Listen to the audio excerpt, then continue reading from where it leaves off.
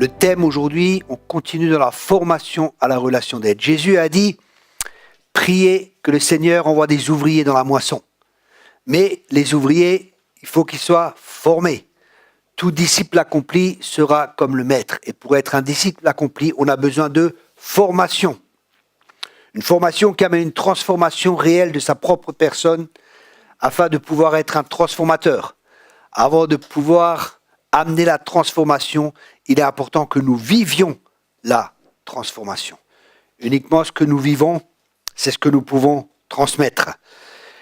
Et nous avons vu plusieurs points ce matin dans la relation d'aide. Nous avons vu que la relation d'aide consiste en plusieurs choses. Premièrement, la relation d'aide, elle est toujours fondée sur la parole de Dieu. Elle est centrée sur Christ, la relation d'aide biblique, dont il est question. On a vu qu'on a un ministère de réconciliation dans 2 Corinthiens 5, versets 18 à 21. 2 Corinthiens 5, versets 18 à 21. Je ne vais pas reprendre tout ça, je rappelle juste les bases qu'on a partagées ce matin. Et on a vu que Dieu nous a donné un ministère de réconciliation, ou un ministère pour amener la paix. La réconciliation avec Dieu, ou la paix avec Dieu, que les gens aient la paix avec Dieu, que les gens aient la paix avec eux-mêmes, et que les gens aient la paix avec les autres. Pour que le premier commandement et le deuxième commandement, qui sont les plus grands commandements, puissent s'accomplir. Tu aimeras le Seigneur ton Dieu, ta force, ton cœur, et ainsi de suite. Et tu aimeras ton prochain comme toi-même.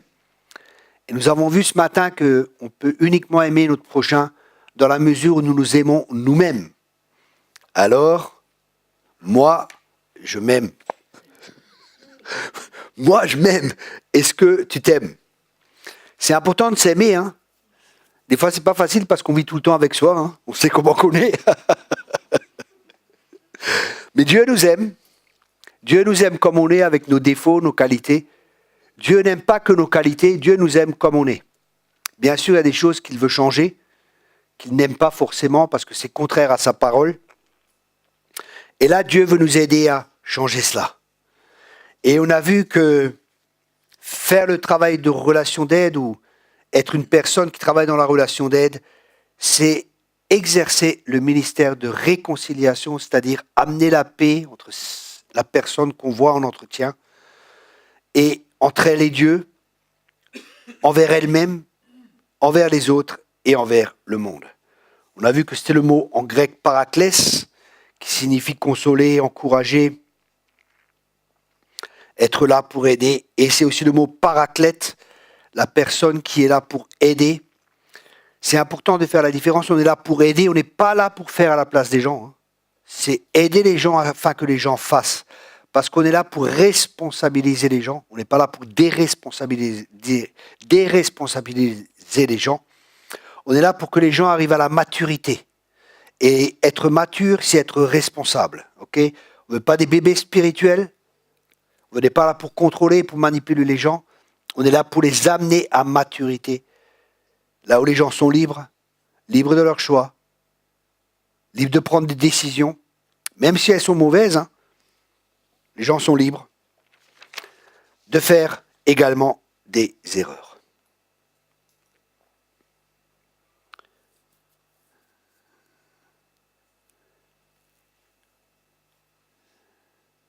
Ensuite, on a vu que la personne est tripartie, ça on vient de le voir, esprit, âme et corps. Et on a vu que l'homme naturel, qui n'est pas régénéré par l'Esprit de Dieu, qui n'est pas né de nouveau, il peut avoir une grande connaissance, il peut être très fort dans sa volonté, il peut faire beaucoup de choses dans l'art, dans la politique, dans la technique, il peut même être moralement quelque part bon. Des fois on voit des gens du monde, moralement, ils ont une vie, ils ont tout, tout ce qu'il faut. Il peut même être religieux, profondément, parce que l'homme naturel est religieux. Quand je dis religieux, c'est pas religieux selon la parole de Dieu, parce que la religion pure et sans tâche devant Dieu, c'est s'occuper des veuves et des orphelins, mais tout ça avec une motivation de l'amour. C'est parce qu'on est régénéré et qu'on fait tout à partir de l'amour, pas pour recevoir de l'amour, mais parce qu'on sait qu'on est aimé. La motivation, c'est pas la même. L'homme religieux va avoir bonne conscience, donc il va faire ses devoirs religieux. Il va aller au culte une fois par semaine, il va lever les mains, il va faire des essuie-glaces, alléluia. Il va avoir un langage chrétien, mais si le cœur n'est pas changé, si l'homme n'est pas régénéré, tout ça c'est de la religiosité. Et tout ça sera, dans tout ce qu'il fera, se fera à partir de son âme et non à partir de son esprit. Parce que l'ennemi a aveuglé, il a mis un voile et ils ne peuvent pas voir la gloire de l'évangile. 2 Corinthiens 4, 4. Par contre, dans l'esprit, nous sommes capables d'être en relation avec notre esprit régénéré par l'Esprit de Dieu, d'être en relation avec Dieu. Tandis que l'homme naturel, il est mort dans ses péchés, sa conscience est cautérisée. À notre nouvelle naissance, la conscience est à nouveau réveillée. Le cœur est comme dans les ténèbres, quand on ne connaît pas Jésus, mais quand on accepte Jésus, il y a sa vie qui vient. Et là, Dieu cherche des adorateurs en esprit et en vérité. Vous savez ce qui est très important dans les enseignements qu'on entend, je répète cela parce que ça c'est vraiment important. Ce qui est important dans les enseignements que l'on entend, c'est pas si c'est juste ou si c'est faux. C'est pas si c'est bon ou si c'est mauvais. Dans l'enseignement qu'on entend, ce qui est important pour nous est la question suivante, ou la question à se poser. C'est pas est-ce que c'est juste, est-ce que c'est faux, est-ce que c'est bon ou est-ce que c'est pas bon. La vraie question qu'on doit se poser est, est-ce que ça amène la vie? Est-ce qu'il y a la vie de Dieu dedans? Parce que l'homme a mangé de l'arbre de la connaissance du bien et du mal. Il y a des choses qui peuvent paraître bonnes, mais qui sont même ennemies de Dieu. Et ça, c'est un danger. C'est un danger dans l'église. Ah, vous voyez comme elle est bien. Vous voyez comme cette église, elle s'occupe des pauvres, elle fait ceci, elle fait cela. C'est bien de s'occuper des pauvres. Mais quelle est la motivation? Est-ce que Dieu t'a dit de faire cela? Jésus faisait uniquement ce qu'il voyait faire le Père. Et on peut faire des choses, même des choses pour Dieu, mais sans Dieu. Aïe. Parce que la Bible veut qu'on soit collaborateur avec Dieu. Après, je ne dis pas que c'est mauvais de s'occuper des pauvres. Mais si Dieu vous demande de faire autre chose pendant ce temps, par exemple, je ne sais pas moi, de faire autre chose, ce qui est important, c'est ce que Dieu vous dit de faire. Mais des fois, des gens font pour se donner bonne conscience. Je sers Dieu, je fais ceci, je fais cela. La question est, est-ce que Dieu t'a dit de faire ça? C'est ça qui est important. Parce que si Dieu t'a pas dit de faire ça, le temps que tu prends à faire ce que Dieu t'a pas dit de faire, tu ne pourras pas faire ce que Dieu te dit de faire. Des fois, ça peut être visiter une personne. Des fois, ça peut être rester dans ta chambre et prier. Parce que Dieu veut faire quelque chose à travers tes prières. Parce que l'obéissance vaut mieux que les sacrifices. Et la religiosité, c'est souvent faire des sacrifices pour Dieu. Tu vois Dieu, comment je fais? Tu vois Dieu, tu vois Dieu. Alors que peut-être Dieu ne nous a pas demandé cela. Ok. Alors qu'on a remis les bases, on va aller plus loin. Dans 1 Thessaloniciens 5, verset 23, on voit la description de l'être humain. Vous connaissez tous ce verset qui décrit la tripartie de l'homme, ou que l'homme est tripartie. 1 Thessaloniciens 5, verset 23. Que le Dieu de paix vous sanctifie lui-même tout entier, et que tout votre être, l'esprit, l'âme et le corps, soient conservés irrépréhensibles lors de l'avènement de notre Seigneur Jésus-Christ. Ici, nous voyons que le Dieu de paix vous sanctifie lui-même tout entier. La sanctification vient de Dieu. Okay? Dieu, par sa grâce, il nous sanctifie, mais nous, on a aussi notre part à faire, et nous verrons ça en cours de route. Et que tout votre être, l'esprit, l'âme et le corps soient conservés irrépréhensibles. Ce texte est très clair. Notre être est composé de 3 parties. Ces 3 parties qui ne sont pas séparées, c'est l'esprit, en grec pneuma, c'est l'âme, en grec la psyché, et le corps, soma. Et ça fait que l'être humain est un individu. On ne peut pas séparer, on ne peut pas mettre l'âme là-bas, le corps là et l'esprit là-bas. Nous sommes des individus. Ça veut dire quand on a affaire avec le corps, c'est en relation avec l'être entier. Quand on est en relation avec l'âme, c'est en relation avec l'être entier. Quand on est en relation avec l'esprit, on est en relation avec l'être entier. Il n'y a rien qui est complètement spirituel, complètement dans l'âme ou complètement dans le corps. Quand il y a des problèmes dans l'âme, ou des problèmes dans l'esprit, ou des problèmes dans le corps, ça affecte le reste de l'être humain. Toutes les réactions sont des manifestations de la personnalité de l'être humain. Les pensées, les émotions et les actes sont toujours liés ensemble. Et ce qu'on va étudier pendant ce cours, pendant cette journée aujourd'hui, c'est le style de vie. Chacun de nous a un style de vie. Ça veut dire une manière de laquelle il fonctionne. Et on va découvrir aujourd'hui quelles sont les motivations pour lesquelles nous fonctionnons ainsi. Qu'est-ce qui nous motive à fonctionner ainsi? Et c'est très important de connaître son style de vie. Parce que la Bible, elle dit que nous devons laisser notre vie pour gagner sa vie. Ça veut dire qu'on doit laisser notre manière de fonctionner jusqu'à présent pour fonctionner d'une nouvelle manière. Mais si nous ne savons pas comment nous fonctionnons, on ne peut pas se débarrasser de ça. La Bible, elle dit débarrasser du vieil homme et revêter l'homme nouveau. Et nous allons voir les besoins fondamentaux de l'homme et nous allons découvrir que pour combler ces besoins fondamentaux, nous avons développé chacun de nous ce qu'on appelle un style de vie. Et aujourd'hui, je vais enseigner sur ça, sur le style de vie, sur les fondements, sur les motivations qui nous poussent, sur les besoins qu'on essaie de combler et comment notre vie, style de vie se développe. Et en découvrant ça, on va savoir aussi comment le changer, comment vivre une transformation. On voit aussi que la réalité de notre âme ne peut pas être prouvée. La médecine ne peut pas prouver ça, mais ça peut se voir. L'âme n'est pas un organe, c'est une dimension, quelque chose qui se produit. L'âme se forme dans le visage et dans les mains, on voit, à la manière à laquelle une personne marche, à sa démarche, on peut voir l'âme de la personne. Toute la manière à laquelle la personne se présente, à travers sa voix, à travers ses gestes, on voit l'âme de la personne. Vous voyez, des fois, des gens, ils sont comme ça. Ils arrivent.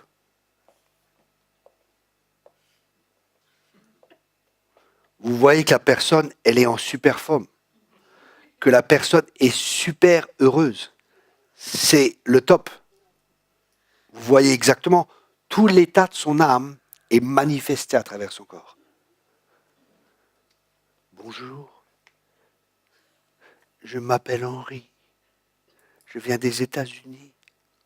Vous voyez ? Alors une personne qui vient, son âme, elle va s'exprimer, elle a une assurance, elle a un port de tête, tout joue, toute l'âme est manifestée à travers notre corps.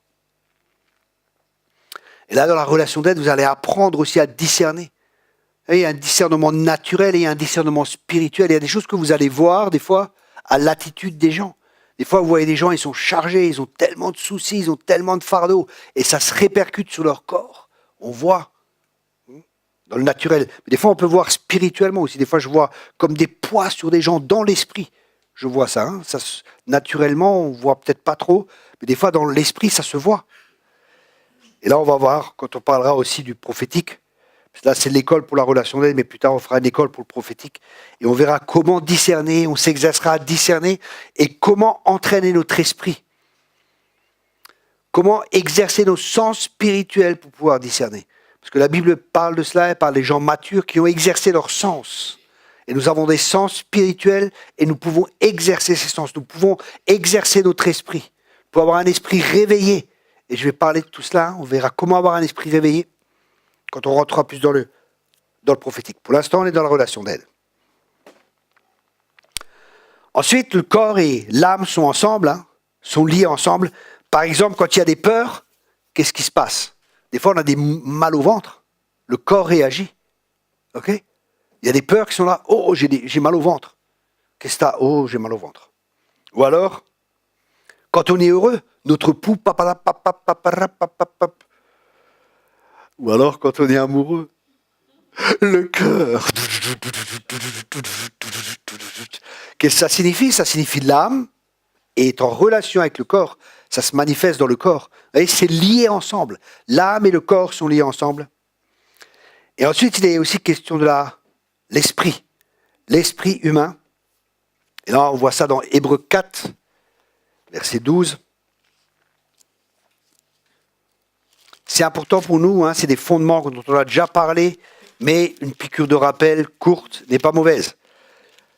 Hébreux 4, verset 12, il est dit car la parole de Dieu est vivante et efficace, plus tranchante qu'une épée quelconque à deux tranchants, pénétrante jusqu'à partager âme et esprit, jointure et moelle, elle juge les sentiments et les pensées du cœur. Ici, nous voyons la parole de Dieu, elle est vivante. Et elle va trancher, elle va séparer l'âme de l'esprit. Et elle va nous permettre de discerner ce qui est de l'âme et ce qui est de l'esprit de Dieu. La parole de Dieu va nous aider à avoir du discernement. C'est pour ça que c'est tellement important que vous connaissiez la parole de Dieu. C'est important. Dans la relation d'aide, dans tout ce qu'on va faire, notre fondement, c'est la parole de Dieu et notre relation personnelle avec le Saint-Esprit. Amen.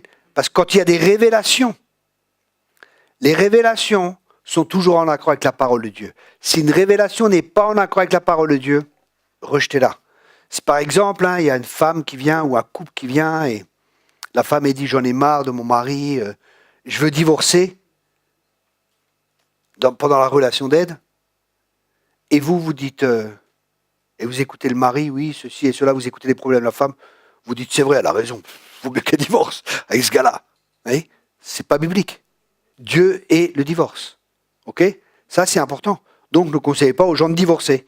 Vous pouvez conseiller aux gens de se séparer pour un temps, c'est autre chose, surtout si la vie de la personne est en danger, si le mari est violent et si et ça, c'est possible, mais pas le divorce. Excepté s'il y a adultère. Là, il y a le droit. Mais même là, le pardon existe aussi. Donc, il faut être conduit par l'Esprit de Dieu. Ok? C'est très important que vous soyez vraiment formés, que vous ayez des fondements de la parole de Dieu, parce que sinon vous allez conseiller les gens avec des choses qui sont contraires à la parole de Dieu. J'ai vu des ministères qui ont conseillé des gens le divorce. J'ai vu ça, alors que c'était pas la volonté de Dieu, parce que Dieu est le divorce. Et c'est des ministères qui se disent prophétiques. Mais un vrai prophète, Jérémie, il dit, j'ai mangé tes paroles. Un prophète est un homme de la parole. Ok? Donc, pour nous, sommes dans la formation à la relation d'aide, être formé. Cette formation, premièrement, elle vous sert à vous-même, pour que vous reconnaissiez les choses.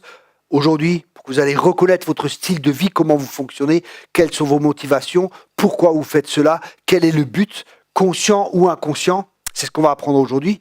Mais aussi après, pour pouvoir aider les gens, pour se connaître soi-même, pour savoir comment les gens fonctionnent et pour pouvoir aider les gens.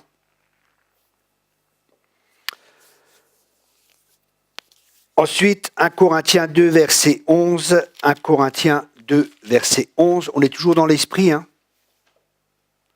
ou dans le domaine de l'esprit, où on parle toujours sur l'esprit, dans 1 Corinthiens chapitre 2, au verset 11. Lequel des hommes, en effet, connaît les choses d'un homme, si ce n'est l'esprit de l'homme qui est en lui? De même, personne ne connaît les choses de Dieu, si ce n'est l'esprit de Dieu.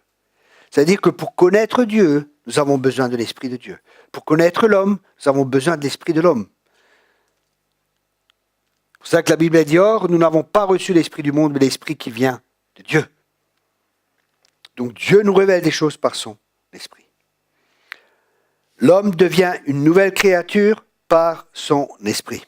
De Corinthiens 5, 17, verset 21. On devient une nouvelle créature, quand on accepte Jésus-Christ comme sauveur et comme Seigneur. Le vieil homme a été crucifié avec Christ. Le vieil homme a été crucifié avec Christ. C'est-à-dire que la relation d'aide, c'est pas faire ressusciter le vieil homme. C'est pas mettre des pansements sur le vieil homme. Ça n'a rien à voir. Ça, c'est de la relation d'aide dans l'âme, âme à âme, et ce n'est pas ça qui va changer les gens. Nous devons faire les choses par l'esprit. C'est très important, sinon on va encourager les gens. J'ai vu des gens qui font de la relation d'aide, ils sont là, ah oui, c'est si terrible, oh oui, mais c'est grave, et ils écoutent les gens, et ils s'apitoient avec eux. Et ça devient deux Calimero qui sont ensemble. Eux-mêmes, ils ne sont pas passés, ils n'ont pas fait le travail de relation d'aide ou de guérison. Donc c'est vraiment quelque chose d'important. Les côtés de l'âme de la personne doivent passer par ce qu'on appelle la sanctification. Et la Bible dit qu'on doit être transformé, Romains 12, verset 2. Je vais quand même le lire parce que c'est un verset qui est vraiment important. Hein. C'est un verset qu'on connaît, mais c'est vraiment un processus nécessaire dans la relation d'aide. Vous savez, il y a des gens qui parlent que de la délivrance, il y a des gens qui parlent que de la relation d'aide, il y a des gens qui parlent que du renouvellement de l'intelligence, mais je crois que les trois sont nécessaires. Je crois que les trois sont nécessaires. Parce que vous avez une délivrance, par exemple du rejet, et que vous continuez à avoir des pensées de rejet et à ne pas vous aimer, vous savez quoi? La porte est ouverte. L'esprit il sort, il cherche un endroit où aller, et il revient, il dit « Oh, mais la porte est encore ouverte », et il rentre. Vous comprenez cela? Ça, c'est important qu'il y ait un renouvellement de l'intelligence. Romains 12, verset 2, « Ne vous conformez pas au siècle présent, mais soyez transformés, soyez transfigurés, c'est-à-dire changez de gloire en gloire. Changez de gloire en gloire. » Par le renouvellement, comment est-ce que cette transformation se fait? Par le renouvellement de l'intelligence, afin que vous discerniez quelle est la volonté de Dieu, ce qui est bon, agréable et parfait. Ici, nous voyons qu'il y a une transformation. Une autre traduction allemande, Schlachter, dit « Changez votre être à travers le renouvellement de votre intelligence ». Un autre verset que j'aime beaucoup se trouve dans Hébreux 10. Hébreux 10, vous savez que Dieu, si on est encore sur cette terre, c'est parce que Dieu aussi désire une transformation, comme je l'ai dit ce matin, à l'image de son Fils bien-aimé. En fin de compte, la sanctification, écoutez bien cela, la sanctification, c'est devenir ce que nous sommes déjà. Nous sommes des nouvelles créatures, mais Dieu doit changer notre âme pour que notre âme soit ce que nous sommes déjà dans l'esprit. Pur, parfait, saint. Amen. Ok. Hébreux 10, versets 38 à 39. Et le juste vivra par la foi. Oh, pardon. Non. Là, c'est pas le bon verset. En tout cas, il y a un verset qui dit que on est transformé en recevant sa parole. Travaillez au salut de votre âme. Je me suis trompé de verset. Travaillez au salut de votre âme.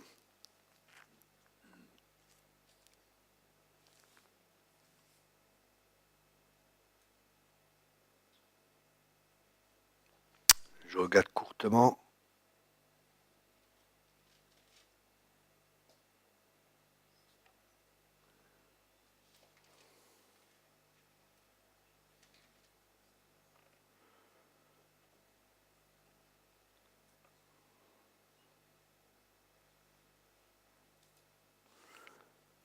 Ok, je ne trouve pas le verset, mais la Bible dit qu'on doit travailler au salut de notre âme.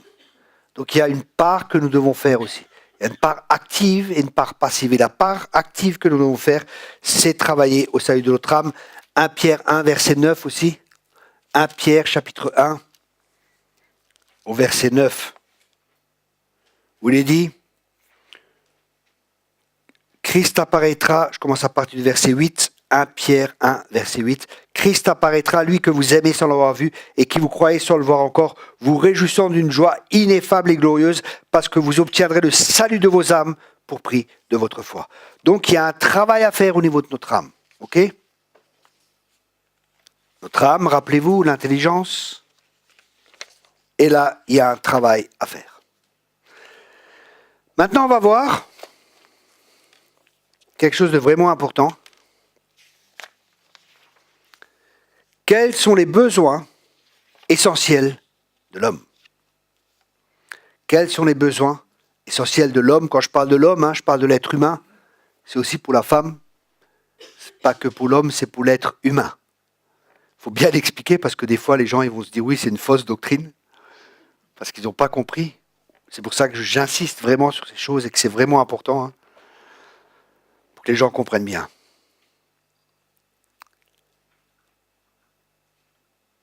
ce qui va donner la valeur personnelle, ce qui va donner la valeur personnelle à un être humain, c'est la sécurité d'un côté, et de l'autre côté, la Bedeutung. Comment on peut dire ça en français? Parce qu'il y a des Suisses ici, il y a des Alsaciens. L'importance, Bedeutung, c'est l'importance, hein, c'est ça? Donc il y a un côté la sécurité et l'autre l'importance, ou la valeur. La valeur, l'importance et la sécurité. Ça, c'est deux besoins fondamentaux de l'homme. Et le côté positif dans la sécurité, qui va nous donner de la sécurité, c'est de se savoir aimer. Côté positif, qui nous donne de la sécurité, je me sens aimé. Et tout cela, tout ce qui forme notre personnalité, nous verrons ça encore plus tard, se forme les 6 premières années de notre vie. Les psychologues disent, les 6 premières années de notre vie sont fondamentales. Pourquoi? Parce qu'un enfant, c'est comme un jardin. Mais c'est un jardin qui n'a pas de clôture. Je m'explique. Le cœur, c'est un jardin. Et là, il y a des semences qui sont semées par les parents, par des professeurs, par les amis, par tout le monde. Un enfant, il n'a pas encore appris à se protéger. Il va recevoir tout. Et surtout des parents, et surtout des personnes d'autorité. Parce que pour un enfant, ce que les parents disent, c'est la vérité. Donc, si les parents disent « tu ne vaux rien », qu'est-ce que l'enfant va croire? Qu'il ne vaut rien. Si les parents disent « tu es super », ils vont se dire « je suis super ». Mon fils, par exemple, maintenant, je suis en train de lui lire sur 10 héros. Je suis en train de lire un livre, un petit livre comme ça, sur 10 héros. Et les 10 héros, c'est des réformateurs. Alors, il y a Janus, il y a Martin Luther, il y a Zwingli, et ainsi de suite, et ainsi de suite.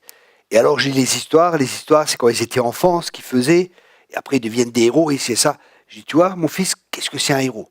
Un héros, c'est quelqu'un qui est appelé par Dieu, et qui fait quelque chose qui est au-delà de ses capacités, quelqu'un qui fait quelque chose par la foi, et ces hommes, ils ont changé le monde. Alors, j'ai fini Luther, et à chaque fois, je lui pose des questions. Et il se rappelle vraiment. Hein. Il se rappelle, je dis, alors avec Luther, que faisait son papa? Bon, là, il ne savait pas. Moi non plus, je ne savais plus. Mais il dit, oui, mais qu'est-ce qu'il a fait Luther? Ah oui, vis-à-vis de l'Église, qui disait avec les thèses et ainsi de suite, et qu'il y avait des fausses thèses, des faux enseignements dans l'Église, hein, avec les indulgences, parce que l'Église avait besoin d'argent, donc ils vendaient les indulgences et tout. Et je dis, oui, combien de thèses? Il y avait 95, papa. Il se rappelait, quoi. Rappelait à Wittenberg, à l'Église, il a cloué les 95 thèses. Et il se rappelait. Et alors il me dit, oui, et après ça, on avait fini avec Luther. Ah, il me dit, ah papa, et le prochain qu'on va faire, c'est quoi? J'ai fait, ah, je pense qu'on va faire... Jan Hus ou Zwingli, je ne sais plus exactement, un de ceux-là. Il me dit, oui papa, qu'est-ce qu'ils ont fait? Je dis, ah bah ça, je te dirai demain. Il me dit, tu sais pas, hein? J'ai dit, purée, t'es un malin, toi. Vraiment, je ne savais pas. Je dis, je te dirai demain, mais je ne savais pas. Mais vous voyez comment? Et je dis, tu vois, toi aussi, tu peux être un héros comme ça. Vous voyez? Je l'encourage et je dis, parce que tu as été créé pour être un héros. Vous savez, les hommes, ils veulent tous être des héros. C'est vrai ou pas? Tous les hommes veulent être des héros. Pourquoi? Parce que Dieu nous a créés comme ça. Dieu nous a créés pour être des héros. Mais des fois, dans notre enfance, à cause d'une mauvaise éducation, ou le pire des fois, c'est avec la religiosité. Mais non, tu es petit, tu es qu'un petit ver de terre. Et Dieu est bon, mais il va te punir. Et Dieu t'a puni, ah bah Dieu est vachement bon, oui. Et on donne une fausse image de Dieu. La religiosité donne une fausse image de Dieu et une mauvaise valeur à la personne. On va dire, non, mais tu es petit, tu peux rien faire, laisse tomber, c'est pas pour toi. Tu n'as pas assez d'éducation, tu n'as pas... Il faut toujours être petit devant Dieu, il faut toujours être humble. Mais qu'est-ce que c'est l'humilité? Ah, c'est une très bonne question, ça. Merci d'avoir posé. J'ai entendu une très belle définition de l'humilité. Elle n'est pas de moi, mais je trouve cette définition est très appropriée. Je vois que M. Klein prépare son cahier et son stylo. L'humilité, c'est savoir qui nous sommes en Christ. L'humilité, c'est savoir qui nous sommes en Christ, mais c'est aussi savoir qui nous sommes sans Christ. J'aime beaucoup cette définition, je la répète. pour mes amis Facebook. L'humilité, c'est savoir qui nous sommes en Christ, mais c'est aussi savoir qui nous sommes sans Christ. Savoir qui nous sommes en Christ, waouh! Mais savoir qui nous sommes sans Christ, oh, ça fait qu'on est équilibré. Parce qu'on sait que tout ce qui nous vient, c'est de la grâce de Dieu. Et qu'on ne peut pas se glorifier, parce que sans lui, on ne peut rien faire. Mais avec Dieu, je ferai des exploits. Amen. Et ça, c'est important qu'on comprenne cela. Sans Dieu, on ne peut rien faire. Moi, je me rappelle un jour, j'ai discuté avec un ami, et je lui dis, tu sais, moi, je suis quand même quelqu'un d'intelligent. Et le gars, il me dit, c'est vrai. Mon ami me dit, c'est vrai. Depuis que Christ est venu dans ta vie, purée la gifle. Mais vous savez quoi? Il avait raison. Parce qu'avant, sans Christ, j'étais stupide. Quand je réfléchis, je me dis, mais à l'époque, pourquoi t'as pas fait ça? Pourquoi t'as pas fait ça? Quand j'étais un criminel, je me suis dit, mais tu aurais pu faire ça, et ça, et ça, et ça. Non, je vivais en étant bête, quoi. J'étais vraiment bête. J'aurais pu faire beaucoup plus d'argent, j'aurais pu faire beaucoup plus, bien que ce soit pas juste. Mais si déjà j'étais criminel, j'aurais pu faire un criminel encore plus criminel. Et vraiment faire beaucoup. Vous comprenez? Or, maintenant, avec l'intelligence que j'ai, bien sûr, c'est une intelligence divine qui ne pense pas à faire le mal, qui pense à faire le bien, hein, parce qu'on sait que ce qu'on sème, c'est ce qu'on va récolter. On parlera de ça aussi dans la relation d'aide, enfin dans l'école, je vais parler des différentes lois, parce qu'il y a des lois spirituelles qui existent, et c'est très important pour nous de connaître ces lois, parce que les lois spirituelles transcendent les lois naturelles. Les lois spirituelles transcendent les lois naturelles. Les lois spirituelles fonctionnent avec n'importe qui. Les lois spirituelles fonctionnent n'importe où. Par exemple, il y a la loi de la gravité. Si je prends cette paire de lunettes, que je sache que cette loi existe, ou que je ne sache pas que cette loi existe, si je lâche mes lunettes, elles ne vont pas monter, elles vont tomber. C'est une loi. Que je sois chrétien ou que je ne sois pas chrétien, cette loi existe. Et cette loi fonctionnera aussi pour moi. Et c'est intéressant parce qu'aux États-Unis, il y a des gens qui ont compris qu'il y a une loi, la loi de la dîme, et des non-chrétiens, écoutez bien ça, des non-chrétiens, des hommes d'affaires et tout ça, ils versent leur dîme à l'église. Ils ne sont pas chrétiens. Et vous savez quoi? Cette loi fonctionne. C'est fou, hein? Des païens qui utilisent la loi de Dieu, des lois chrétiennes, que des chrétiennes des fois ne font pas, que des chrétiens ne font pas. Et vous savez quoi? Ça fonctionne, ils sont bénis. Parce que c'est une loi que Dieu a donnée. J'ouvrais les écluses des cieux. Ce que tu sèmes, c'est ce que tu récoltes. Que tu sois chrétien ou non, tu sèmes le bien, tu récolteras le bien. Si tu sèmes le mal, tu récolteras le mal. Vous voyez, c'est des lois spirituelles. Et on parlera de tout ça. Pourquoi c'est important? Parce qu'il y a des gens, par exemple, qui peuvent donner. Il y a la loi aussi de la loi de la parole, par exemple. La semence, on sème des paroles. C'est des semences, nos paroles. Il y a des gens, ils donnent la dîme. Et ça ne fonctionne pas. Pourquoi? Parce qu'ils donnent la dîme d'un côté, et de l'autre côté, ils détruisent leurs semences en parlant négativement. Oh, je donne la dîme, pour moi, ça ne marche pas. J'ai pas de finance, j'ai pas de ceci, j'ai pas de cela. D'un côté, ils utilisent une loi, et de l'autre côté, ils utilisent une autre loi qui va anéantir. Vous comprenez ce que je veux dire? Ou vous ne comprenez pas? C'est pour ça que vous voyez des églises où on prêche que la dîme et les finances et ci et ça, mais on ne prêche pas les autres principes. Par exemple, le pardon. Si tu ne pardonnes pas, si tu n'as pas de pardon, si tu n'as pas ci, si tu n'as pas ça, si tu n'as pas d'autres choses, c'est fermé, quoi. C'est bouché.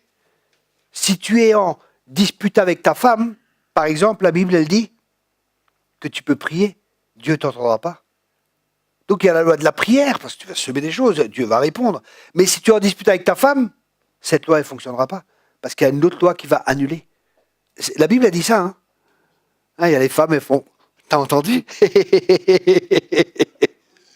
Vous comprenez? Et je vais renseigner sur ces différentes lois, parce que c'est des lois aussi qui sont là, et que vous allez rencontrer des gens dans la relation d'aide qui ont établi des lois, ou qui vivent selon des lois, et qui sont liés par ces lois. Par exemple, là j'ai un couple qui vient à Paris, et j'avais enseigné sur les vœux. J'ai pas encore enseigné sur les vœux? Non? Courtement, j'enseignerai aussi sur les vœux. Hein. Enfin, c'est une loi. C'est des vœux. Ce que tu as décidé dans ton cœur, parce que Dieu te laisse libre, donc Dieu n'ira pas au-dessus de ça. Hein. Et j'en parlerai plus tard. Et j'ai donné un exemple d'une personne qui était venue, un homme qui était venu, il me dit, écoute Thierry, tu peux prier pour moi, je veux me marier, ça fait 10 ans que je prie, il n'y a rien qui marche. Je suis beau gosse, pas autant que toi, bon. Quoi. Non, mais bon, il dit, ça fait 10 ans que je prie, il y a tellement de femmes dans l'église, et il n'y a rien qui se fait, j'arrive pas à comprendre. Je dis, ok, je prie. Et quand je prie pour lui, le Saint-Esprit me révèle qu'il avait une déception amoureuse, et que dans son cœur, il a dit, je ne veux pas me marier, je suis trop déçu, je ne veux plus être déçu. Et j'enseigne, je partage ça, et je dis à cet homme, écoute, est-ce que c'est vrai, est-ce que tu as dit cela? Et cet homme dit, c'est vrai. J'ai dit cela, je dis, est-ce que tu veux demander pardon à Dieu d'avoir fait ce vœu dans ton cœur? Il dit, oui, je veux. Et il demande pardon à Dieu, il se pardonne à lui-même, il se dégage de ce vœu. 6 mois après, il m'écrit, voilà Thierry, j'ai une fiancée, je vais me marier. Je dis, waouh, trop fort. J'enseigne ça à l'école. Et là, il y a un couple qui m'a écrit hier, je peux vous montrer après le SMS. La personne, elle est marrante, elle écrit « Mon professeur ». Elle dit, il y a un miracle qui s'est produit. J'ai enseigné ça à des amis où j'étais. Et pendant qu'il enseignait ça sur le vœu, la femme se met à pleurer. Et elle dit, suite à un premier divorce et à des maltraitances avec l'homme avec lequel j'étais, j'ai décidé dans mon cœur de plus jamais dire à un homme « je t'aime ». Mais le problème, c'est que cette femme, entre-temps, elle avait divorcé et elle s'est remariée. Et elle n'a jamais dit à son mari « je t'aime ». Et là, elle dit, ça fait 2 mois que j'avais enseigné ça. Il me dit, depuis que j'ai dit ça, maintenant, elle a pleuré, on a prié, elle a vécu des guérisons intérieures, ici et ça. Et maintenant, elle dit à son mari, je t'aime, elle est épanouie, et son mari, bien sûr aussi, puisque maintenant, elle peut dire à son mari qu'elle l'aime, après que le vœu a été brisé. Et on voit ça dans la parole de Dieu. Hein. Pierre a renié 3 fois Jésus. Combien de fois est-ce qu'il a dû dire « je t'aime » 3 fois. Vous voyez les principes. Mais je vais enseigner sur ça plus tard, c'est des lois spirituelles. Hein. Et vous allez être confronté à ça, par exemple, avec les francs-maçons. Parce que les francs-maçons, par exemple, ils font des vœux. Et en général, ils font ces vœux 2 ou 3 fois. Donc, quand vous allez avoir des francs-maçons en face de vous, c'est important de connaître ça. Parce que si vous reniez qu'une fois, c'est pas suffisant.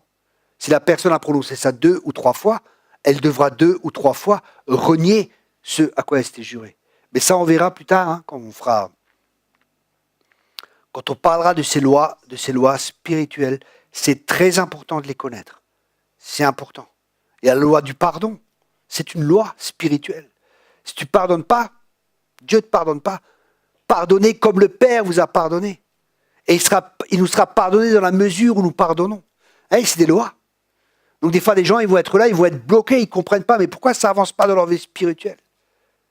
Pourquoi ça n'avance pas avec Dieu? Manque de pardon. Pourquoi ça n'avance pas? Tout ça, c'est des lois. Okay? Donc c'est important que ces lois soient enseignées.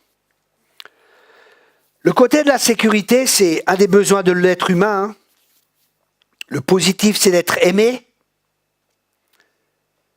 L'autre côté positif qui va donner de la sécurité, c'est d'être accepté. Je répète cela, c'est l'acceptation. L'autre côté positif qui donne de la sécurité, vous savez, c'est la consolation.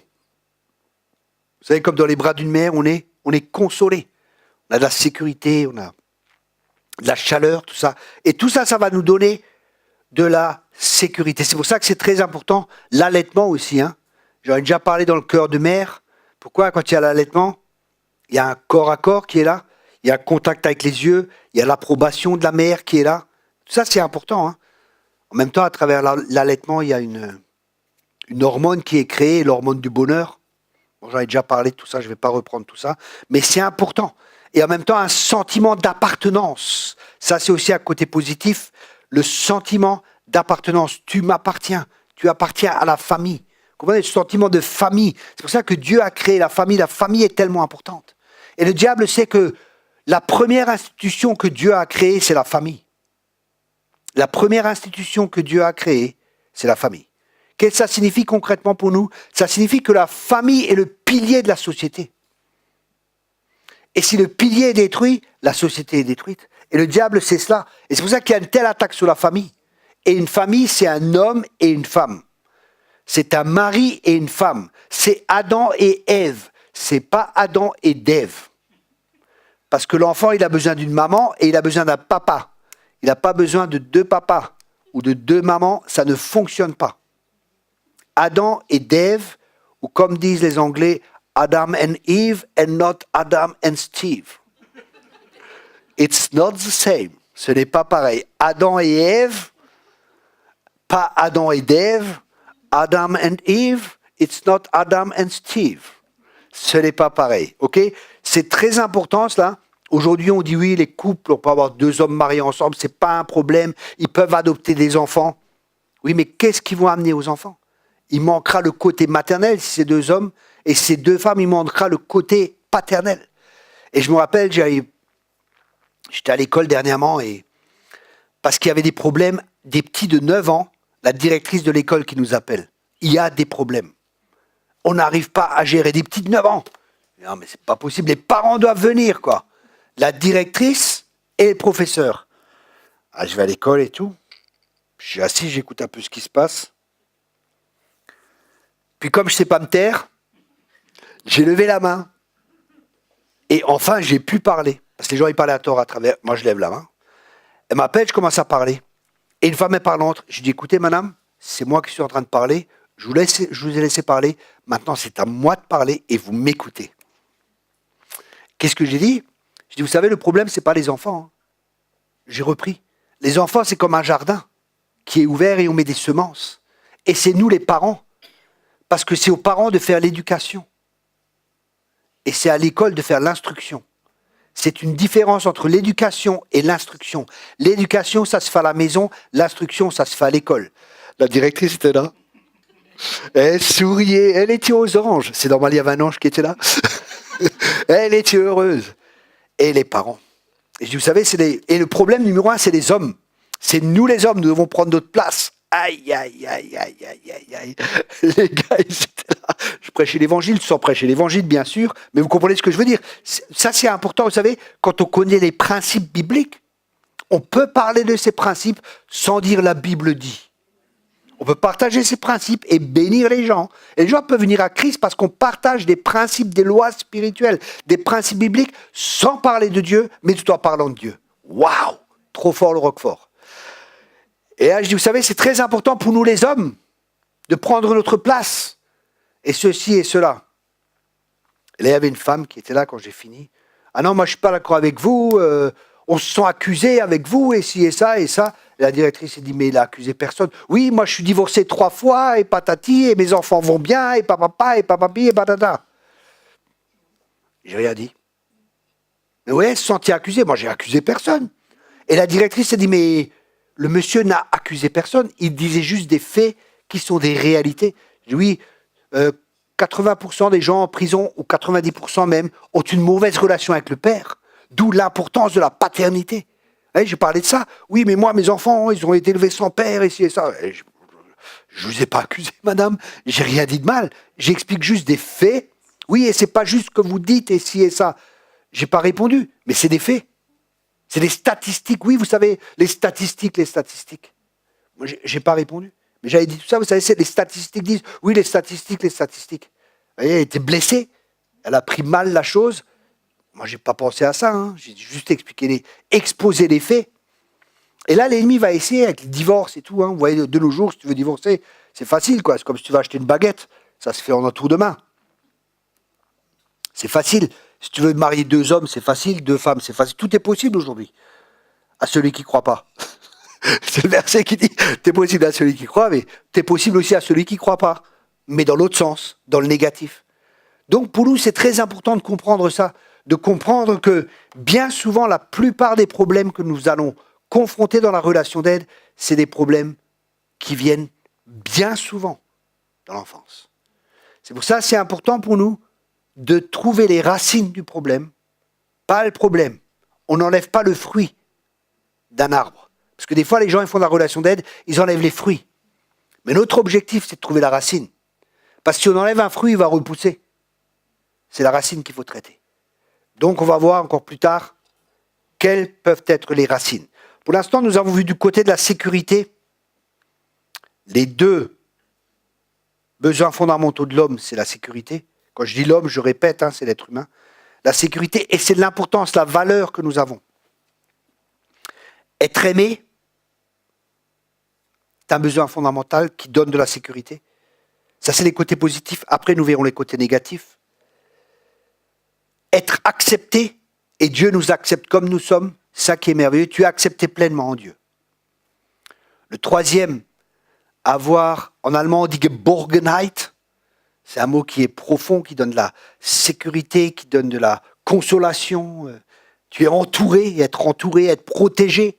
C'est ça, Geborgenheit, c'est très difficile à traduire en français, mais ça signifie être consolé, être protégé, être entouré, être consolé, être aimé, c'est de l'affection, c'est un partage d'affection, c'est vraiment se sentir en sécurité, se sentir aimé, se sentir accepté, c'est tout ce que ça veut dire, et le sentiment d'appartenance, j'appartiens. Tout ça, c'est des besoins fondamentaux. Et si un enfant n'a pas ça, et bien souvent des jeunes, des fois, n'ont pas ça, qu'est-ce qu'ils font? Ils sont dans des bandes. Parce que là, il y a un sentiment d'appartenance. J'appartiens aux IVA, j'appartiens à la bande là-bas, du 19e. Vous avez vu dernièrement les jeunes qui ont été tués là? Un jeune de 15 ans a été tué. Il y a deux bandes de deux quartiers qui se sont rencontrés. Un jeune de 15 ans a été tué, quoi. C'est terrible. Et ils feraient tout pour leur bande. Ces jeunes, ils se battent, coups de couteau et tout ce que vous voulez, la police est intervenue. C'est terrible. Pourquoi? Parce qu'ils n'ont pas ça dans la famille. Et parce qu'ils n'ont pas ça dans la famille et que c'est un besoin fondamental, ils vont le chercher ailleurs. Mais on partagera encore sur cela plus profondément. Là, on vient de voir les besoins positifs, ou ce qui est positif, et qui va nous donner de la sécurité.